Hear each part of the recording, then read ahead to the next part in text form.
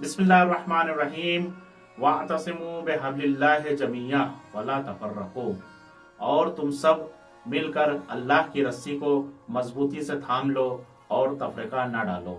जैसा कि ये जो हालात चल रहे हैं, ये आप हजरात को बेहतर मालूम है कि इस वक्त ईरान और अमेरिका और इसराइल से जंग चल रही है। ये जंग दरअसल मुल्कों के दरमियान नहीं चल रही है, बल्कि इस्लाम और कुफ्र के दरमियान चल रही है। लिहाजा इस वक्त हम मुसलमानों को बहुत ही एहतियात करना चाहिए उन बातों से कि जो इख्तिलाफ का सबब बने, उन बातों से कि जो झगड़े का सबब बने। हमें बहुत ज्यादा एहतियात करने की जरूरत है उन बातों से कि जो जरा सा एक मुसलमान दूसरे मुसलमान से लड़ने का खदशा हो, उन बातों से भी इख्तिलाफ से भी हमें बचना चाहिए। इस वक्त पूरी दुनिया में प्रोपगंडा ये हो रहा है कि ईरान इसराइल पे भी हमला कर रहा है और अमेरिका के बजाय ये अरब मुल्कों पर हमला कर रहा है, यानी गल्फ देशों पर हमला कर रहा है। दर हकीकत ईरान जो है गल्फ देशों पर हमला नहीं कर रहा है, बल्कि अमेरिकन बेसिस पर हमला कर रहा है और जहां पे अमेरिकन सिपाही छुपे हुए हैं वहां पर हमला कर रहा है।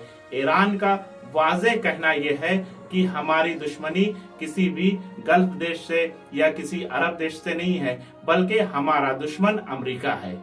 यानी हर उस कंपनी को भी जो टारगेट कर रहा है, ईरान भी तभी हमला कर रहा है कि जो पहले ईरान की किसी कंपनी पर हमला हो रहा है। मिसाल के तौर पर पहले तेल पे हमला सामने वालों ने किया, स्टील पर हमला सामने वालों ने किया, पानी पर हमला सामने वाले ने किया।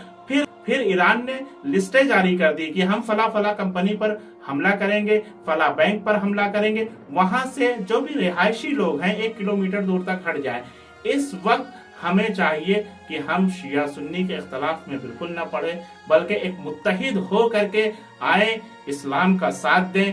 क्यों? क्योंकि इमाम खुमैनी ने आज से बहुत साल पहले ही फरमा दिया था कि मुसलमान इस बात पर बहस करते हैं कि हमें हाथ खोल करके नमाज पढ़ना चाहिए या हाथ बांध करके नमाज पढ़ना चाहिए। दर हकीकत हमारा दुश्मन हम मुसलमानों के हाथ काटने के ही चक्कर में लगा हुआ है।